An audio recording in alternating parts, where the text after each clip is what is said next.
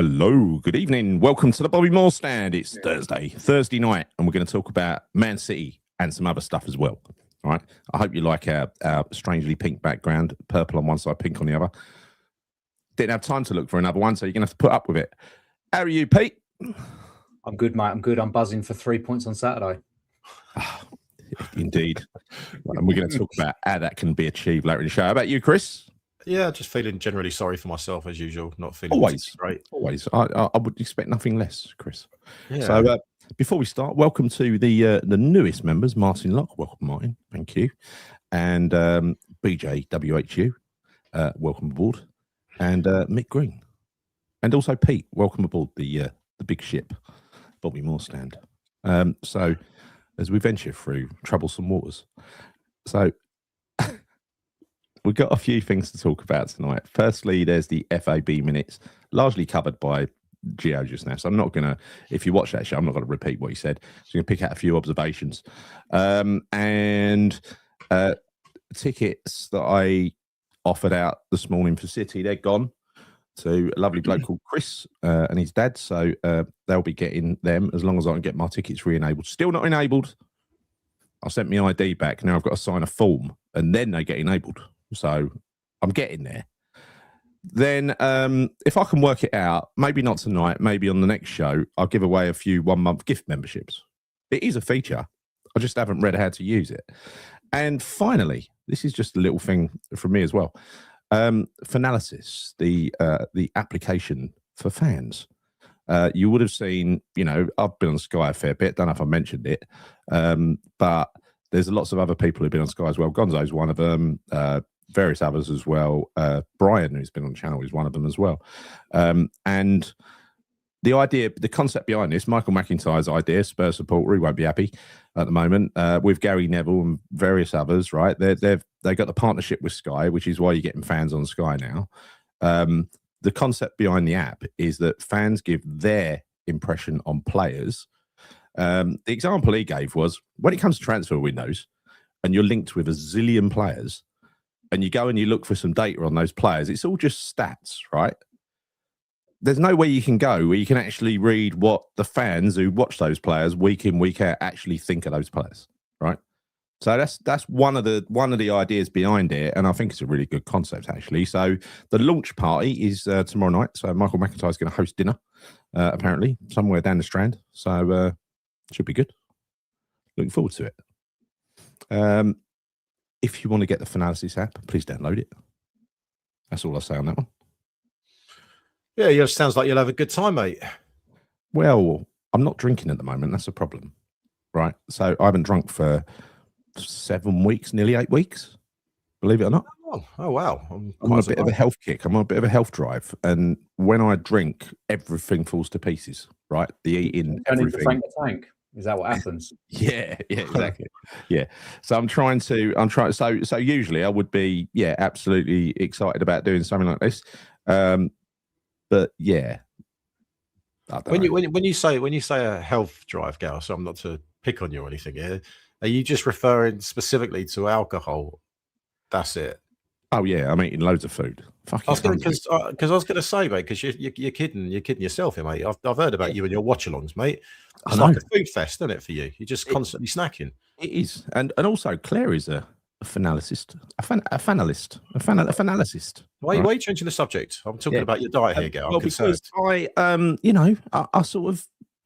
like eating, Chris. I like eating. It's one of my downfalls.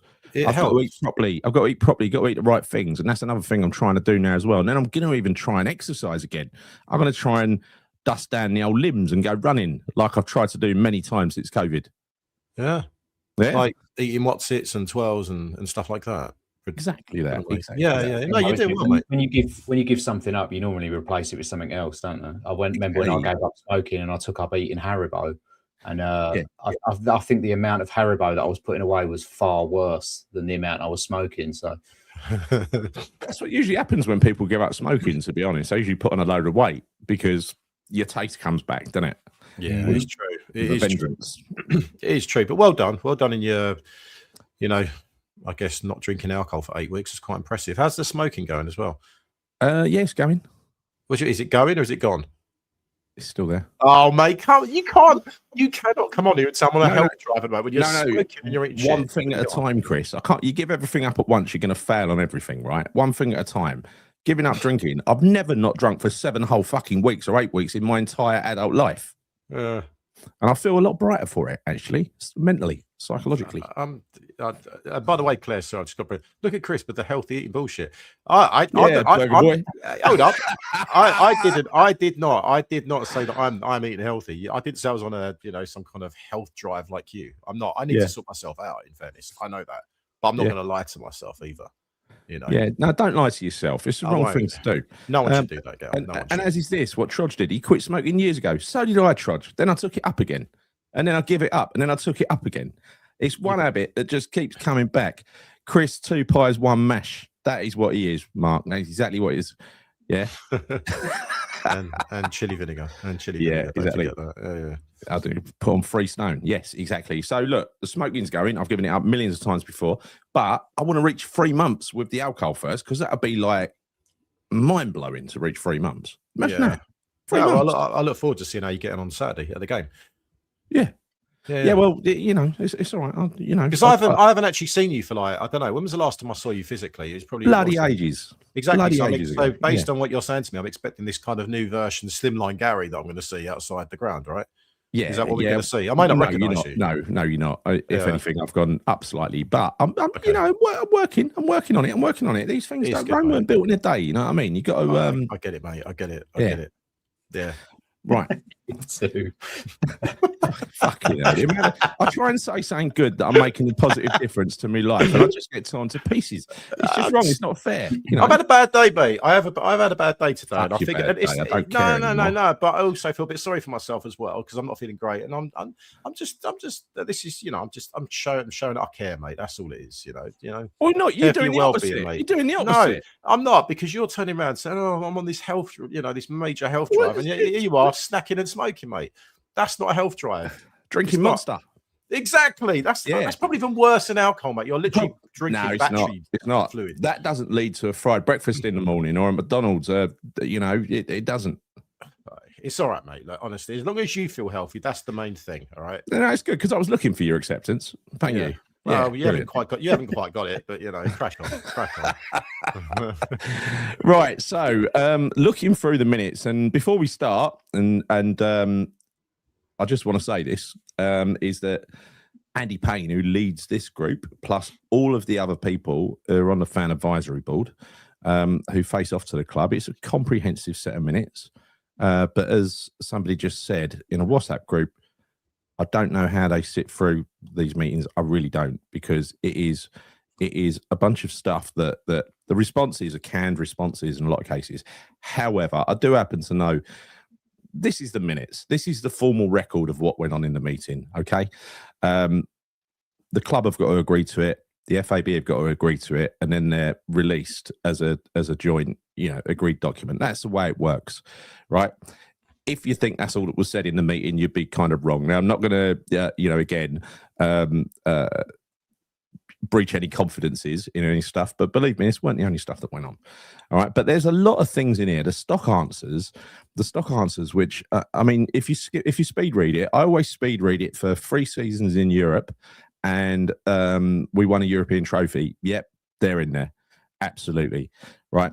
You look for, they've redefined ambitions. So no longer is it, a world-class team in a world-class stadium. It is, well, one of the ambitions is to win games. So you could say they've kind of downgraded their ambitions just a tad. Yeah. I'm not going to read it all out, because it's just obvious nonsense. It's kind of an ambition that you can't really fail. If you did, then you fail at running a football club, which they largely have. Mm-hmm. Yeah. The director of football thing, I don't even want to talk about that. I don't want them appointing a director of football. They've fucked it up so many times. Sullivan can't keep his nose out. The only time to get a director of football is when they fuck off and then bring in new owners with their director of football, who might treat the guy like a director of football, whoever it is, and empower them to do that role. It's never going to wrap a modest mobber around. Yeah, quite right. Yeah. Do we know of many success stories with directors of football though? You only ever, I mean, maybe it doesn't get highlighted, but you only hear about the fallout of director of football where they clash with the manager or they clash with the owners. You never hear any really positive stories. You're I'm not right. sure it works. It's got to be run that way. The club's got to be run that way from top to bottom. You've got to bear in mind Brighton, Brentford, all those sort of teams. Those managers don't go out and sign their own players. They're signed for them. Now, whether that's through a director of football or a backroom staff and analysis unit who identify talent, those managers, you can swap them out. Like Thomas Frank left, they bring in the next bloke. He does the same job. Brentford guy comes in, does the same job, right? Brighton. Yeah, it happens constantly. Bournemouth. Yeah, they're the best run clubs in the country. They're the ones who use a modern structure.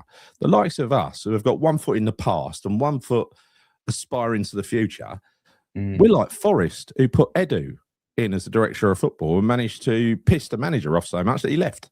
That's the one that came to mind. I think Man United about it a few times as well. Is Jason Wilcox is their new one, isn't he? Is he the director of football there now? I'm not sure. But they tend to bump heads, don't they, with the managers? I mean, I thought we had a director of football. Sullivan appointed himself the director of football at the beginning of last summer, believe it or not. Oh, no. Well, of course, we believe it, you know. Yeah. Clueless.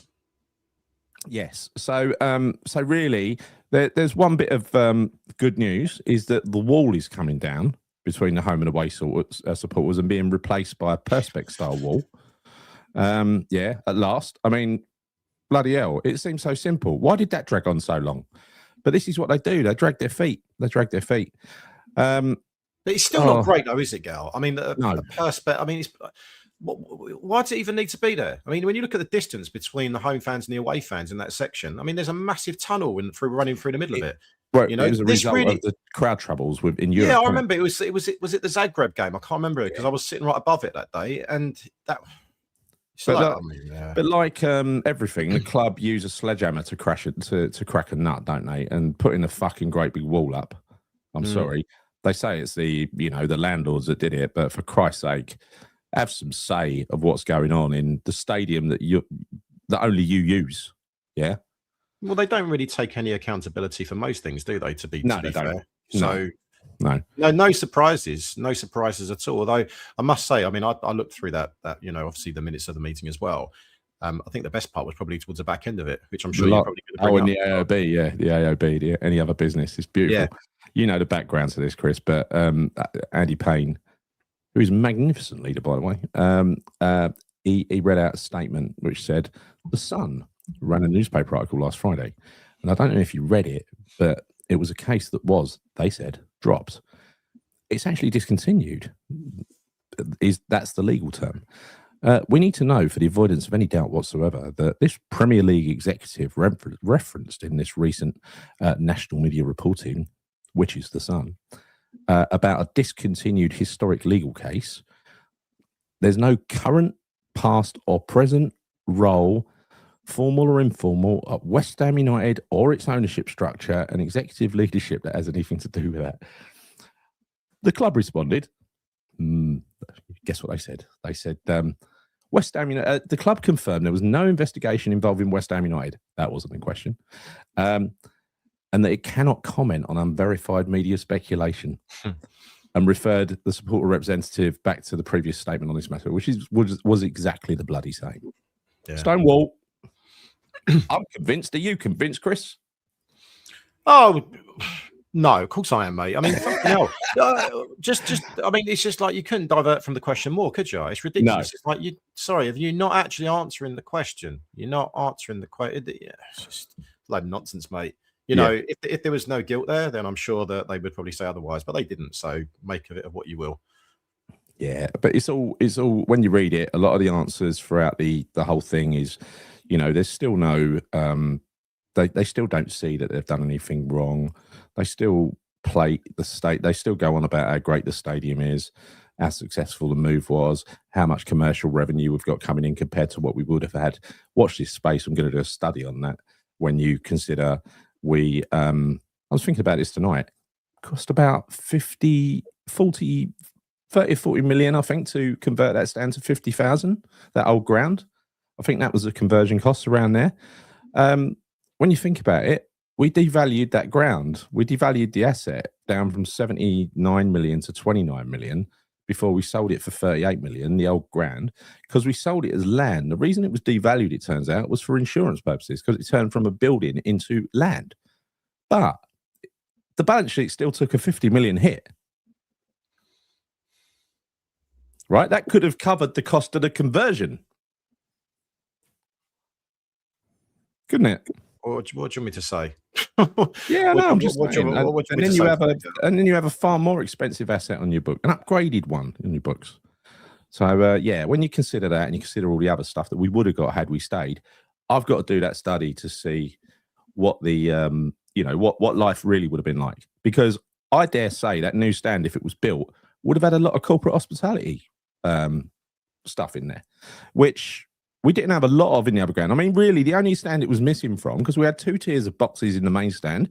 We had boxes at the back of the Bobby Moore stand. There was nothing in the centenary stand and nothing in the chicken run, right? So if you put it in the chicken run, maybe another cup of double stack of boxes, you can have more than what we got in that stadium. Yeah. And you wouldn't have had to, when you move in, almost give tickets away en masse. You could have kept them at a reasonable level, right? Hey, look, I know what we could have done, mate, but yeah, all the fans' favourite stadiums are all the old school ones that they've actually just developed newer stands for, right? All the huge arenas that people are building, and the clubs tend to be struggling in them. I mean, Tottenham's home form's been fucking abysmal, which is great to watch. It's sad, isn't it? It's so sad. It's the one highlight of this season, isn't it? Really. Well, no, apart from the FA Cup run and Somerville and a few other things, but Spurs being in trouble, it's amazing, isn't it? I mean, they're getting thumped when they were fight. They were. I mean, watching expressions at the moment is part of my daily routine. At 4-0 the other night, with laughter. I was crying. I was messaging you and I said, "You need to get on this now because this is comedy gold." I loved it. It's brilliant. I say we talk about this towards the back end of this show, mate, because we always end it on a bit of a high, and I think laughing at Spurs is probably the best way to do it because it's comedy gold. I mean, it really is comedy gold. Oh, it's amazing. It's amazing. So let's talk about Manchester City. How the hell are we going to get something out of this game? Before we go there, if you watch us regularly or you're new to the channel, please subscribe to the Bobby Moore stand here on YouTube or on Spotify, wherever you get us. Please give the video a like, hit the hype button. And if you want to help with the future of the channel, please join. Different content on there. And it does not mean we're creating a paywall to put our current content behind the paywall. Everything's on the channel today for free will be on the channel for free in future and more probably because we're going to be down the shed a lot more often. Well, you call it a shed, mate. I'm not having that. We've had this discussion before. This is not my shed. Yeah, luxury garden suite. Mine is a cabin. Mine's a cabin. You like calling yours? Mine's a cabin. A log cabin, to be precise. It's made out of wood. It sits in the garden as a fucking shed, isn't it? It's a shed. Let's face it. Yeah, but I haven't got a lawnmower in it, mate. I've not got a lawnmower or a trimmer. So no, it's. I don't. If I had that in here, I'd call it a shed. I don't have those things. It's like a room. I may do a behind the scenes tour of this shed because it's got a lot of different rooms, all built by me.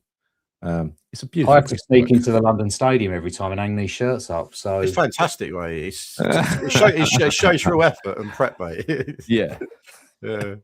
That's funny, actually. You know that garage. I don't know if it's still there. You know that bus garage, but shortly after we moved, wrong.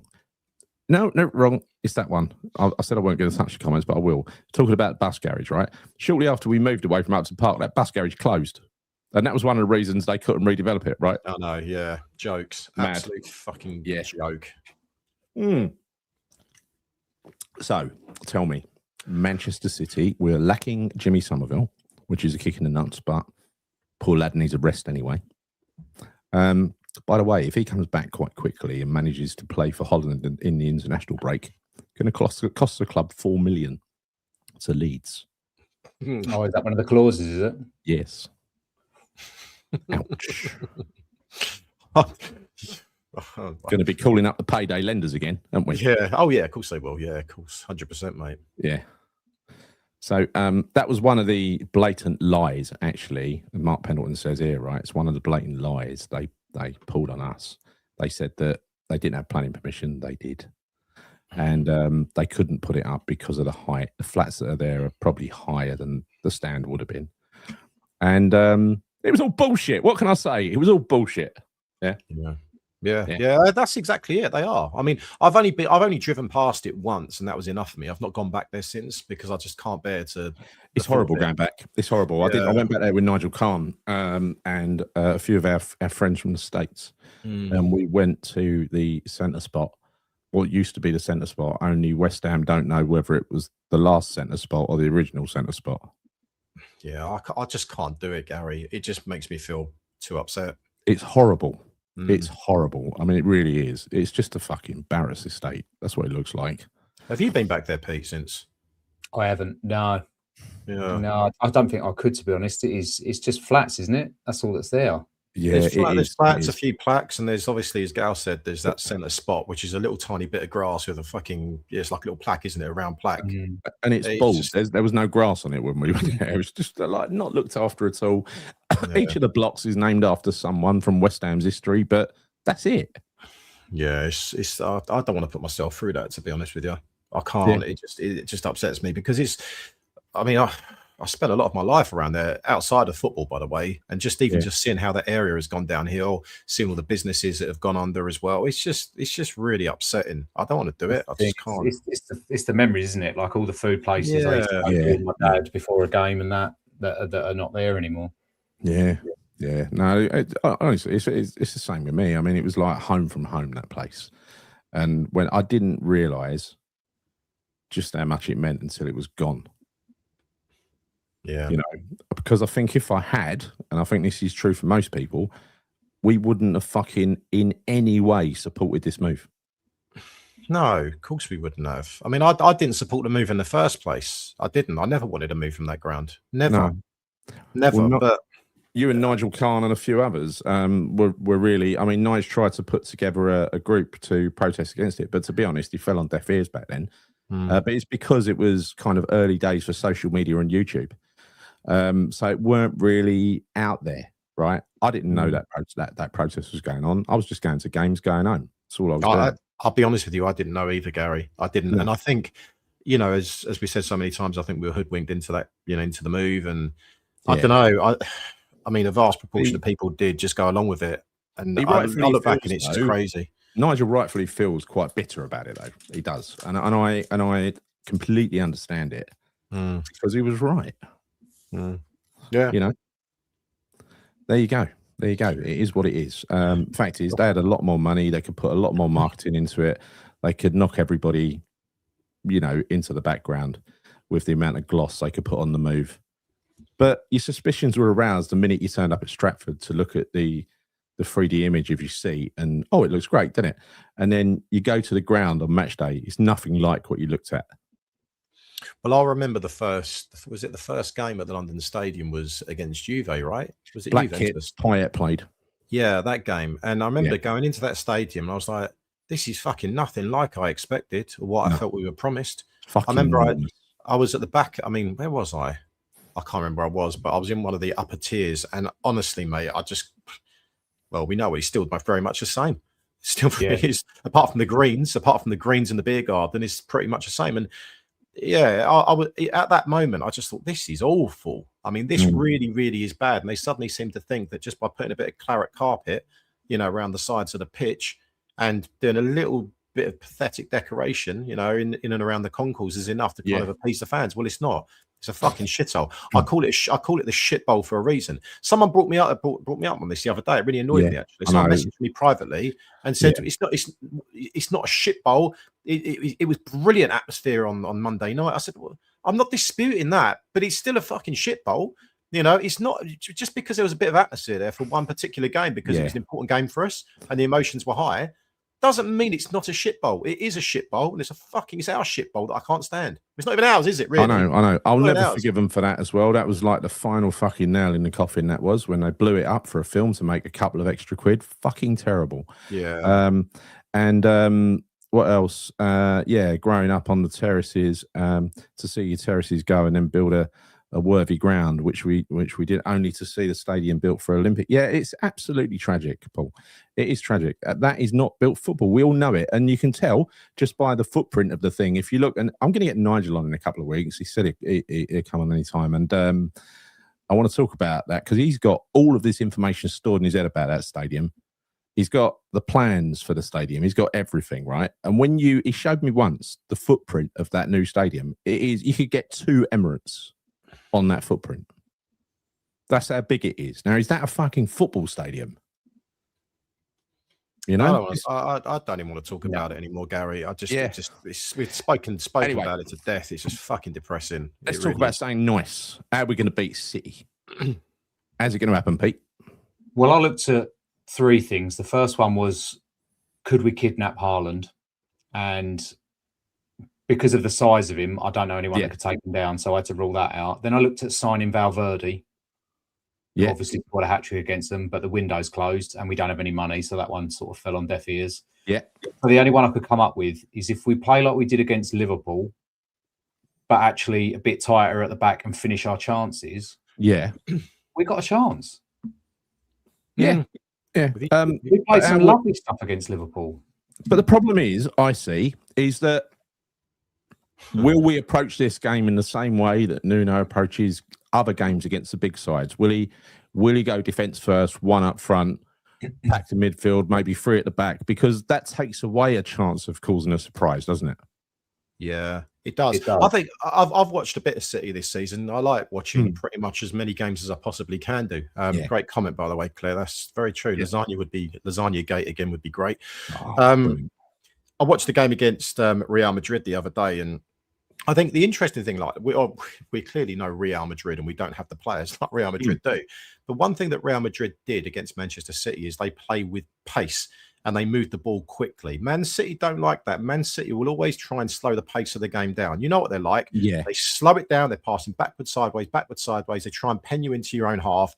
And then suddenly they pick you apart. They just frustrate the opponent, right? And they end up having about 70% possession. We have about 30, right? That's typically their kind of MO. That's how they play.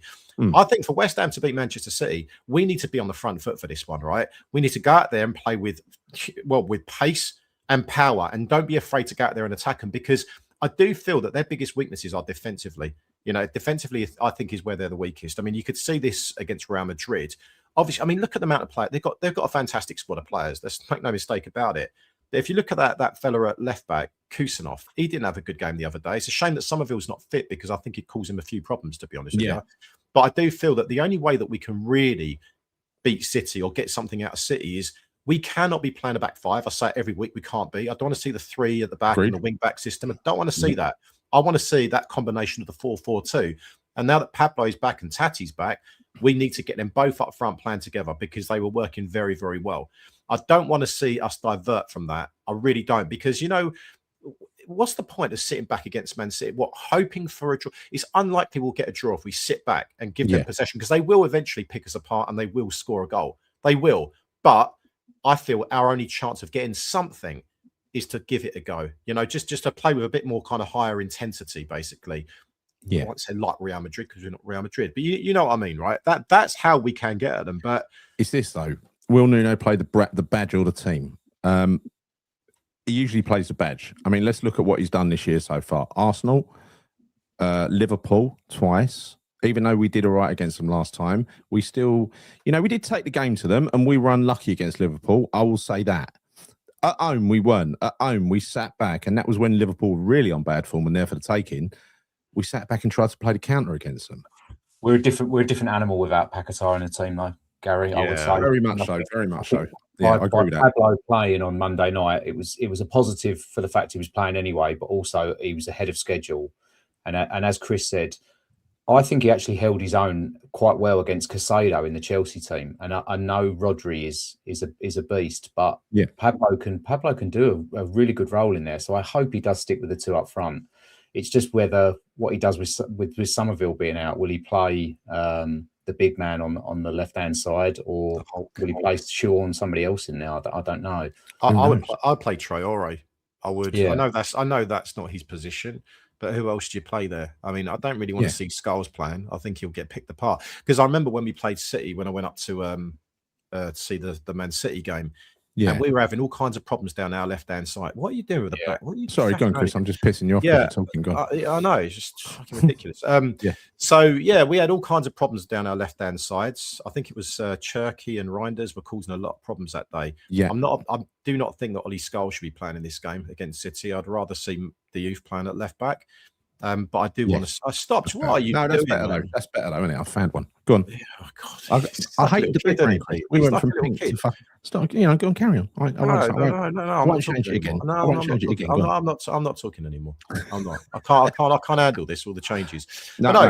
All I'm saying is, I think that we need to go with our strongest lineup and our strongest formation, which clearly, and our most effective formation, which is playing 2 up front, 4 at the back, 4 across the middle. Right. That's how we play. For me, if obviously some people can't play, he's out for a game. Possibly come back for the Villa game. I would probably play the Hulk at left wing. I think he makes sense. He did well, when he cuts inside on his right, he does cause problems with his pace and his power. And I think hopefully he can cause some problems for their left back, that Kusanov guy, because he didn't have a good game against Real Madrid. I think we need to move the ball a lot more fucking quickly than we typically do. City do not like that. They do not like it. You could see it when I know we can't do what Real Madrid can do. I get that.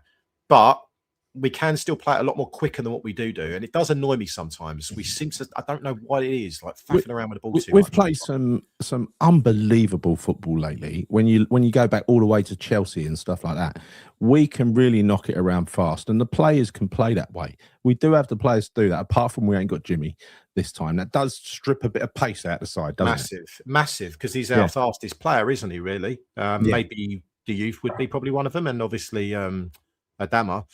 But yeah, I think you have to play Adama Traore for that very reason, just for the pace alone. And we all know he can't hit a barn door. When we, the game the other day against against Brentford, Christ, I don't know if you see this, people, when he came running through, cut inside, kept going and going and going. We're like, I knew what was going to happen. I knew what the end result was going to be. And it went row H. It was about fucking 20 yards wide of the post, mate. He can't finish. But I'd like to think that hopefully he can create some opportunities for our attacking players. And whatever you think about Adama Traore, he is a handful. I just think he needs to know when to release the ball at the right time. If you can get past a couple of players, just give it to someone that actually can hit the target rather than take a shot yourself. Because his goal scoring record is pretty poor, to say the least. I think he doesn't look up, does he? No, he doesn't. Yeah, he doesn't. You're exact. I think that exact moment, actually, even though I was sitting behind it, I watched the highlights back later on the next day, and it's just like, it just keeps running head down. Bang, shoots. It's like, do you not look where the goal is, The two, I know we've struggled with Haaland in the past, but they're sort of 3 in-form players at the moment, and one of them's always caused us issues is Doku. Doku always causes us problems, and he's hit a little bit of form. Semenyo is pretty much scoring a goal a game, I think, at the moment. Yeah. And O'Reilly, I think somebody's put in the comments as well. He started as a left back, but they've been playing him as a left winger or a left midfielder, and he's started to get way in with goals now as well. Yeah, he's a good young player, but I'd still like to think I fancy Bowen's chances up against him. I think the pace is the problem with Bowen, though, isn't it? I think when you play against City, ideally you want to have a bit of pace about you.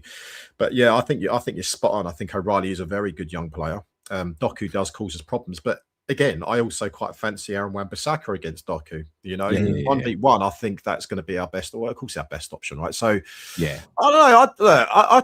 I think that I think we might have a chance. Honestly, I think we might have a chance, but it's all very much dependent on formation and lineups. And if we get that right, and we do what I've said, then I think we might get. I think we might get something out of the game. Yeah, look, I agree. I don't think at this time, at this part of the season, I don't think there's any chance that. Yeah, I don't think there's going to be any whitewashes. Put it like that. I'm trying to find the words. I'm not very articulate tonight. It's just that early in the season, when you're fresh and everyone's not played a whole season, the results tend to go to plan. So we play Man City, they put us away, we go home, right? This time of the season, when there's something to play for and they've got games in their legs, like from a few nights ago, funny things can happen. So it ain't really a like for like. And plus, when you offset that against West Ham, whose motivation is massively high at the moment, and the confidence is high, and the camp is strong, whereas maybe a few doubts have started setting in the City players' mind. Maybe they're not as bonded as us. I think that is the one thing that concerns me a little bit is that so Arsenal are 7 points ahead of Man City right now, but Man City have a game in hand. So this game in hand is going to be crucial for them. If they really do want to, have a charge of winning that title, they've got to beat us. So this for them is a must-win game. I think the other thing that worries me a little bit is the fact that they got spanked 3-0 yesterday, right? So that means that realistically, will they come back into it? It's going to be bloody tough. If it was like 3-1 or 3-2, then I think maybe they could focus a little bit more on the Champions League. But I think right now, their only real chance of success is probably to try and beat us this weekend and try and have a bit of a late charge to win the title. And I still think they can do that, by the way, because bearing in mind, if they beat us, hypothetically, then suddenly you're talking about a 4-point gap, and then they've still got to play Arsenal. If they beat Arsenal, you're talking about 1 point difference there, and it's all to play for. So this game is massively important for them, but equally, it's massively important to us as well, because, at some point, we can't just rely upon getting points off of the teams in and around us or in the bottom half of the table. We need to basically take a big scalp. And I think City for us would be a massive one. And I'll tell you something, right? If we beat City, imagine the confidence the players will get from that, and hopefully a bit of momentum going. It'd be huge. It'd be huge. It'd be massive, Gal, because look, realistically, Spurs are going to get their asses handed to them against Liverpool. They've got no centre backs now, because I think one's suffered with concussion. I think Romero whacked his head against Paulinho, so they will probably both be out with concussion. And then you've got Van der Ven that's out as well. So I think they'll get spanked by Liverpool. If we get that 3 points, mate, it makes them. Like, I know it's a massive ask. I know it's a huge ask to do that, but you can imagine what that could do for confidence. I think if we can do that, honestly, I believe we will fully. I mean, I think we will stay up anyway, but I think that is going to give me every bit of confidence to really believe that we can stay up. And I think the players will believe it, and predominantly most of the fans will believe it, because then suddenly you're talking about turning a massive corner, getting out that bottom three, be huge for us. I agree with Chris. I also think a point would do exactly the same as well, because it's a point that is totally unexpected. And as you say, taking us playing before Spurs, if we can get something that really does make them go into that game under pressure, and their defence, as you say, totally destroyed at the moment. This makes a difference as well, Pete, Chris. Pep not on the touchline, because he affects our players, he affects the referee, the officials. The geezer doesn't shut up. He's and he's a bit of a, he's one of these larger than life characters who's won everything, and people are a little bit intimidated by him. And I remember him, smarmy git, cuddling our players as they come off and having a laugh and a joke. It's all very nice and everything, but fucking hell, that's just no, don't like it. I'd rather be up in the stands. That's another thing with the Paquetá thing as well, isn't it? Paquetá always used to come out and shake hands with him before kickoff, and it was kind of like an audition for him. And you just knew it was all about him in that game. And I think I can't remember whether it was your midnight show after the cup game, but the togetherness with the squad is feeling a bit like it used to under Moyes with the Banter brothers. Yeah. That photo afterwards where they were all in the changing room celebrating shows what morale is like in that dressing room at the minute. It's so good to see. That is one of my favourite photos ever of a West Ham team. That is a beautiful photo. I think it's still on there, isn't it? There it is. There it is. Look at that. Yeah. There ain't one player, apart from Jimmy, who's probably laying down somewhere. One player who's not joining in. Yeah, forgive me if you've been asked this question, but I really wanted to get your views on it. That everyone talks about Lingard's loan spell and what it did for us. But do you think if we stay up this season, Disasi goes down as a better loan deal than Lingard? I think so. I think because we didn't have a clean sheet, did we? Until he came, we had one clean sheet until he came in. I said this on Sky. I said I think he's our best loan signing ever. And then someone came back to me and said, "What about Lingard? What about Wilkinson?" But then again, I think we loan Dawson at the start. No, Jenkinson. Did we loan Dawson at the start before we bought him? I didn't think we did. I thought we bought him. I think we did loan him. I'll have to double check. I think because he'd have to go down. If that's the case, he'd have to go down. Dogs of War as the best in my eyes. He was massive for us. But this is a different remit for a loan player. Very rarely do you get a player coming on loan. We've seen Igor, we've seen other defenders coming on loan, right? They've all been a bit crap because they don't have either the quality or the heart desire to buy into a group and give it their best fucking, their absolute best. I think he looks like an elite defender, this geezer. He does, but I think going back to your question, Pete, for me, I think he would represent, in terms of value for money, probably a better loan signing than Lingard if we stay up. If we stay up. If we don't, he doesn't. Oh, totally on that. As you said, but I mean, Lingard was exceptional. I mean, you can't underestimate what he did. He was amazing. I mean, in terms of getting us into Europe and everything. He was the great final piece in that team, wasn't he?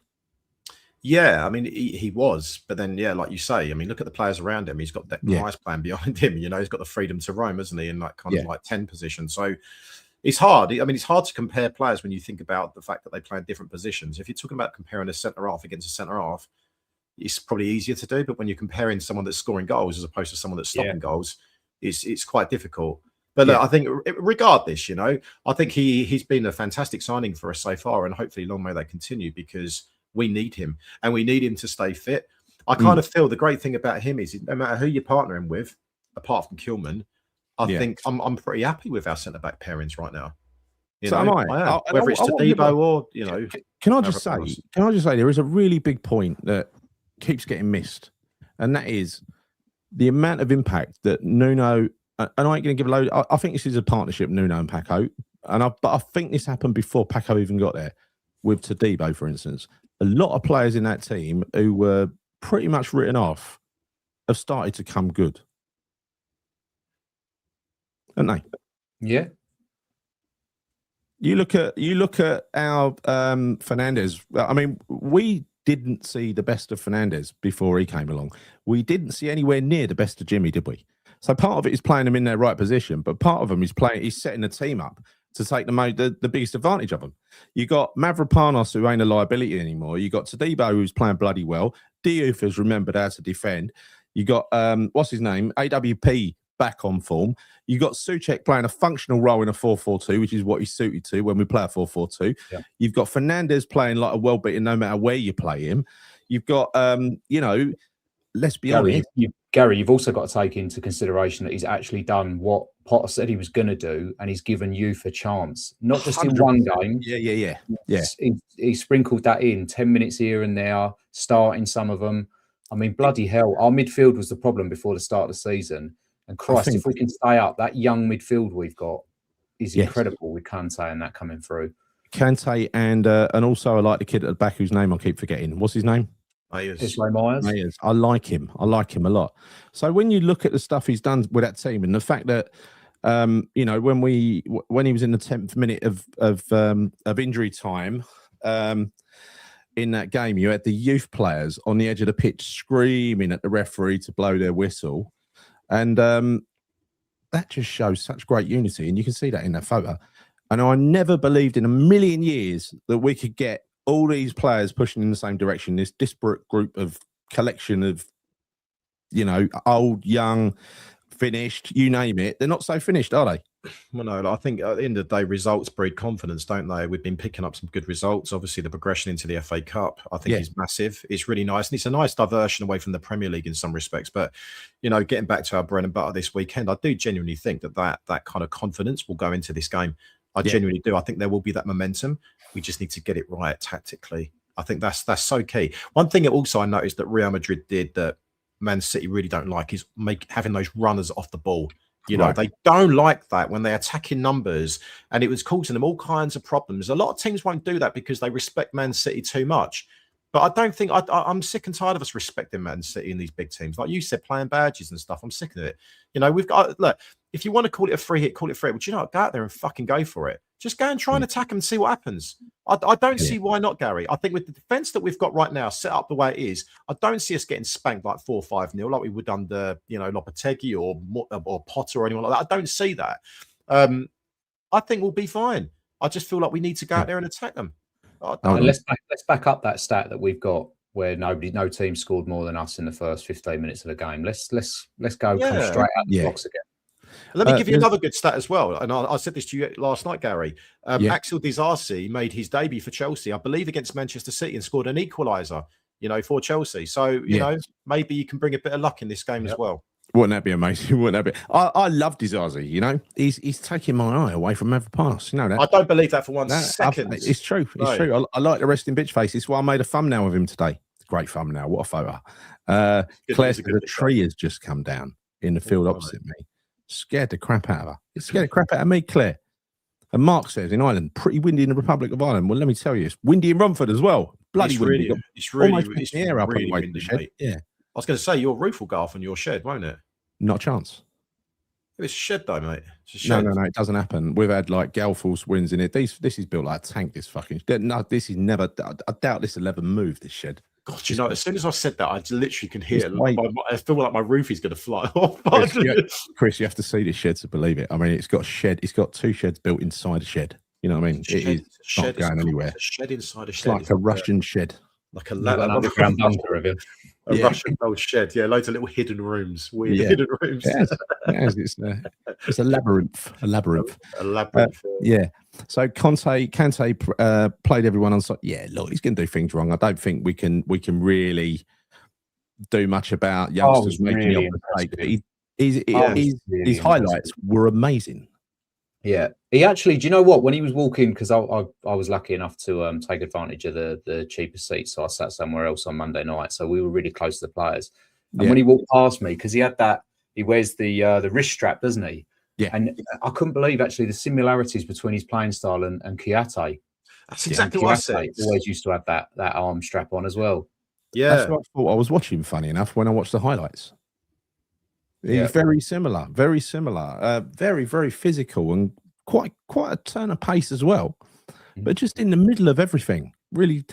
The one thing I haven't seen, it's been described to me, and I've heard that the other podcast I listen to, Hammer's Forget It Analytics, listen to them talking about Pablo, raving about him. Everyone's raved about him. I haven't seen him bloody play live since he turned up and played pretty poorly against QPR when he weren't that good against Sunderland either at the time. So I've not seen the best of Pablo firsthand, and I really look forward to seeing him. Yeah, the only thing I'm a bit worried about is that you've been away for a while, like I said last night, and it's coincided with a good run of form for us. No, it started before I went. I told you this the other night. People keep saying it, but the other night, when I left, we'd just beat Sunderland 3-0. What more do you want? Yeah, but it's how we've continued that since you've been gone. No, it's how we've continued. Hey, I mean, honestly, every time I see you at football, it's like half time and we're both depressed. So I don't want to. If we're losing, please don't be us. I can't deal with it, mate. I'd rather you be banned again. No, fuck off. That's a cock, right? Playing a gal in Southend. Yeah, it's fucking really windy. It's really windy. Yeah, really windy. I feel safe in my cabin though. I feel safe in my cabin. It's not like a shed, It's pretty weighty. I don't think this is going to move anywhere, mate. So be like cabriolet. Be like cabriolet. Have no top on it tomorrow. Yeah. That's your shit, mate. So what's it must be Storm something, isn't it? Ain't it Storm something? It's got a name. I don't know. Fuck must have.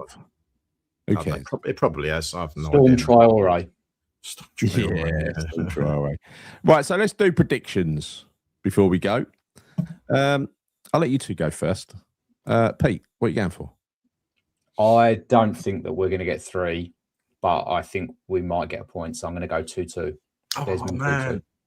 That's what I was going to say as well, Pete. I was going to say exactly that as well. Oh, shut these rules, man. These rules. All right. Do you know what? Fuck it. Do you know what? I'm going to go 3-1 West Ham just because it's completely random. It's never going to happen. Yeah. I'm going to go 1-1. Right, because I wanted 2-2 as well. It seems like the right prediction. I know 3-1. I know we're not going to win 3-1, but you know what? I don't care. I'm just going to stick it out there because I suspect that we will lose it. But you never know. You never, ever know. You don't indeed. No. So how about you in the chat? You people in the chat, what's the score going to be? We've got 1-1 from Paul. A lot of draws from what I would imagine. 2-2. Darren, Middlecote. 3-2 to us. I love it, Steve Tiley. This is more like it. Look, Claire, 4-2. Fucking hell. Go on, Claire. No. She's saying 4-2 to City. Sorry. No. Oh, I didn't see that bit. I must have selective eyesight. How dare you, Claire? 2-0. Where are we going? 4-1 to us, Freshfield, yeah? Of course it is. Ongelod, 5-2 to remind Spurs of them losing 5-2 the other night. Yeah. 1-0. So there's plenty of positivity in here. 3-2. Yeah. And what's this? Absolutely smashing it down with rain at Forest. Oh, well, they getting beat yet? Ryan's in Australia says 2-1. And Epic Hash Time is going 10-0, which is, 5-0 West Ham. There's a lot of positivity. Worth a punt, mate, 10-0. Yeah, no, 5-0. So, by the way, that lineup that you pulled up from Randy just now, I put that spot on as well. That's exactly what I want the lineup to be. Yes, I think it is a good lineup. It is a good lineup. And Tatty scores my prediction. What's this? Another insult? Is it Gary will look like chili vinegar has been added to his pie and mash if he misses Pablo's? Fucking will. Fucking will. I mean, nobody puts chili vinegar on my pie and mash and ruin it with that shit. 1-0, says Danny Ellis. 2-1. See, there's a lot of positivity. 3-2 or Gary, 2-3. Imagine if you get your dream date and you go on a date with Mavropanos and he puts chili vinegar on his pie. What are you going to do? Double date with him and Dizazi. You know what I mean? Your fantasy. Gary squeezed in the Mavropanos. If we sit down for 2 and 2, unlike Chris, he couldn't join us, right? 2 pie, 2 mash. You know, Dinos can have 2 and 2. Of course he is, right? I reckon have 3 and 3. If Dinos Mavropanos was to put chili vinegar on his pie and mash, I would storm out of that pie and mash shop. No, you wouldn't. In disgust. No, you wouldn't. You would not. You'd be doing the same thing. You'd be like, Mavropanos. Yeah, I love chili vinegar, Dinos. I love it. Well. Yeah, I love it. I love it. You like chili vinegar. Yeah. 3-1. Yeah, a lot of positivity, but that's the way it is around West Ham at the moment. Long may it fucking last. Why not? Why not, yes, mate? Indeed. Well, Claire, it's not 1.5. It's not 1.5. 1.5, Chris. I've never witnessed you eating 2 whole mashes. I've only got your word for it. I don't care, mate. I know what I eat. I don't need you to, verify it. Yeah. Look, you need certification. It needs to be signed off. I know exactly what I eat, and I'm happy with what I eat. 2 mash. Well, only got your word for it. I can give a shit. Prove it next time, innit? Well, I'll tell you what. You buy the next one because I think I got you the last pie mash. I will buy the next pie mash. Get the double, and I'm going to literally. In fact, I'm not just going to do the double. I'm going to say, no, Gary, get me a triple pie mash, and I'm just going to prove a point. How about double pie, double mash, and 2 jelly deals? No, the jelly deals are not going anywhere near my mouth, mate. I'm not eating them. Can't do that. I'm not a fan. Not a fan. Do you like jelly deals, Pete? No, not a chance. What is it? I'm on my own here. I thought all us Gen Xers were the same, Chris. You know what I mean? No, I'll do the don't put me in the same category. Don't. He found out the other people who are watching. He found out the other day. He said, "When's this Gen Xer? You're a Gen Xer, aren't you?" And I said, "Yeah, it goes from 66 to 1980." He said, "Fuck off!" It goes to 1980. He went and checked, and he's inside it. He's in the window. He's a Gen Xer like me. The worst thing about it is, it's like to the month as well. Like my month is the cut off, and it's like if I was in January, if I was in January '81, I wouldn't be. So I'm not having that. It's out of order. Claire's proper. She loves it. She loves a jelly deal. Of course she does. But so us Gen Xers, I don't know. You're not Gen Xer, Pete. You're not. Oh, he is. No, Pete, you're the same age. How old are you, Pete? 82. Oh, fucking yeah, Gen Z all day long, or millennial, is it? Is it Gen Z or what is it? Gen Z, yeah. You're a baby boomer, you aren't you, Gal?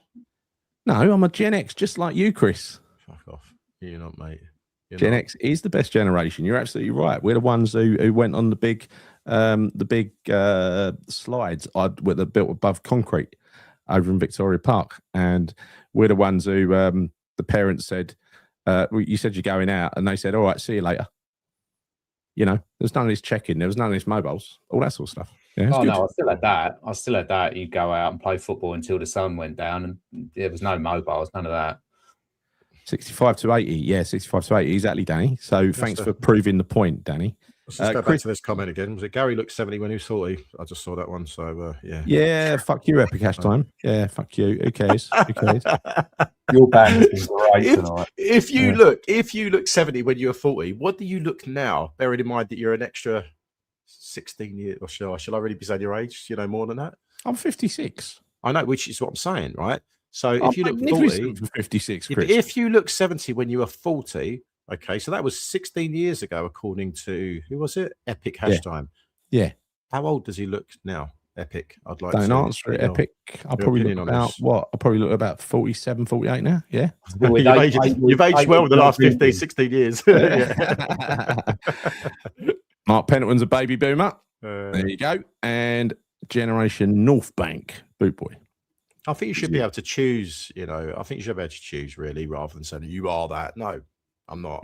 How can you choose? You're in a category. I don't give a fuck. Why do I need to accept being in a category? You are, right? I'll tell you what. Let's just switch a subject because we're not going to agree. Let's agree to disagree. Let's go back to our favourite subject at the moment. Is Tottenham Hotspur, right? Yeah. What a laugh this is watching them play at the moment. I am loving every second of this. Now, we could still go down, right? We could well still go down, but I'm still loving the demise of Spurs because it's fantastic to watch. You talk about, expressions. Jamie O'Hara and Jason Cundy on TalkSport is absolute comedy gold. So entertaining that is. It's brilliant. Yeah. It's brilliant. I mean, you didn't watch that game against Atletico the other day. No. God, like the capitulation was real, mate. It was so bad. Like it was hilarious. Like I'm loving everything. I messaged one of my mates today, big Spurs fan. I've not messaged him for a while. Usually be like, "Hey, Ben, you all right?" I just said, "Who's going down then?" And he goes, "Don't make me answer that." And then I turned around to him and I said, "Listen, mate, I think you've got to keep hold of Tudor. He's not had enough time. He needs time. You got to give him time. You got to give him time. He's had 4 games. Magic won't happen overnight, will it? He's had another 8 or 9 games at least, Chris. Jason Cundy, mate, I think he should give him a year's contract, right? Because sit out, he needs time, right? Just like we've given Nuno a bit of time, he needs to give him time. But Jason Cundy said the other night he drew the second half against Madrid, so give him a bit of credit. You should give him a bit of credit. But it's brilliant. I'm loving it. And I'll tell you why I'm loving this so much. It's because Spurs fans always fucking give it to West Ham. Oh, you bunch of fucking pikeys, go down, you fucking small club, all this bollocks, right? I know. Do you know what? If they go down, I will love it, mate. I'll fucking love it if they go down. And I don't think it's just going to be West Ham supporters. I think predominantly most of the neutrals will love to see Spurs go down because it would be hilarious. They think they're better than what they are. They always have done. They think they're bigger than what they are, right? The fact of the matter is they've got a bunch of players that don't give a shit about playing for the badge. They've still got a good team, even though they've got a lot of injuries. They do. Yeah. But they're not playing. Right now, I don't care. You can blame the manager, but when you've got players out there that are just losing their fucking shit and not playing as a team, no, fuck that. Just get rid of that. Well, you're not to be controlling the comments, mate. Pete, get hold of this, mate. Get hold of this. You've got to ban these comments. Yeah, Chris is having his Kevin Keegan moment. I will love it. No, but I will love it. Do you know what made me laugh so much was when I was watching Cundy and O'Hara on TalkSport the other day. Yeah, and Cundy, as much of a knob he is, he's quite funny when it comes to digging at O'Hara because he can really I can really wind him up. Yeah. Oh mate, he's got like an Ange. He's got an Ange mask that he's putting on at the moment, which is quite. But he puts it a bit wonky with a clown out on, right? And he was saying, so what was the nicknames of the players he's got? So obviously Kinski, who we nearly signed, the goalkeeper. I mean, he's slipped over a couple of times. So his new nickname is not Kinski. His new name is Slipski. I think they've now named him Slipski, haven't they, right? You got Slipski. Who's the other one? You got Mickey van der Ven. Mickey can't defend. Brilliant name because he can't. Superb. Who's the other one? Carlo Muani. No goals, Muani. Like it's laughable from back to front. That whole team is a joke right now, and I'm loving it so much. And the greatest thing about this as well is, as soon as one of their players comes back, someone else goes back out again. It's like they are having such bad luck right now. Like you look at Romero. He got banned for 3 or 4 games. He comes back into the team. Mickey van der Ven gets a red card the other week. So he played against Madrid, but he's out for this game. But then Romero clashed heads with Polina, I think it was, wasn't it, yesterday? Yeah. And I believe they've both got concussions. So bear that in mind. They've got no Mickey van der Ven, no Romero, and no Polina. So talking about their CDM and their 2 centre-halves that are both out for Liverpool. It's brilliant. I'm loving it. I'm loving every second of this right now. It's just if you ever feel down, Tadarius the poo. Brilliant. Yeah, Pandy's been peddling that all week. The Italian hologram in goal. And by the way, Danny, I've just got a response to this. So I was waiting for your piss to call. So there've been a few people that have been doing it, right? And I'll be honest, I was actually I told you about this the other day when I was on the line, and then I fucking just pushed the wrong button on my iPhone and I hung up the call. And I was wondering whether I should do it and dig at O'Hara yesterday. But to be honest with you, I weren't feeling great and I just was not in the mood. So I just watched it and listened. But there was a couple of people phoning up and they had a little dig at him, but I know I can do a better job. I know I can do a better job than they do. So I will do it soon. I'm hoping. See, when are they playing Liverpool? Is it Saturday? Sunday. It's the last game of the weekend. Oh, brilliant. Okay, so all right. So put it this way: if they lose to Liverpool on Sunday and we get a result against City, 100. Even if we get a point against City, 100%, I'm going to be straight on that phone ready to speak to a Yeah. hiring candidate. Don't I've got to fuck do it up this time. Don't. No, I cut won't. I yourself won't. off. Right, I won't. I've got 4 comments to end. Thank you, Pete. Thank you, Chris. Thank you, everybody in the chat. Cheers, Claire, for keeping order, and everybody watching at home. Thanks for your comments. A couple of picked 4 comments out. Reference to life in the 70s, right? Slide tackling on a gravel pitch in shorts. The joy of being 10 years old. Did that. Red Ochre, wasn't it? Scar is this the on part me where head. is this the part where me and Pete should leave? No, Because obviously this doesn't relate scar to on us. me head from brick fights on the wasteland. I must admit, I didn't do brick fights on the wasteland, but yeah, I can understand how you'd get a scar on your head for that. Paper round at 5, driving a milk cart, it must say, at 8. That's tough. And finally, still got a scar, referring back to the original comment from that bloody slide on Vicky Park. Did you see the size of that fucking thing when it was in its full glory? It was enormous. You didn't see it? No, you ain't seen it? Who No. are you asking me? No. Oh, no, you're far too young. Anyway, look, we're done. Thank you again to the members. If you haven't subscribed, please subscribe to the channel. And give it a like and give it a hype, because we like hypes even though we don't know what they are. Please join if you can help us as well. And that is it. We are done. See you soon. Come on, you irons.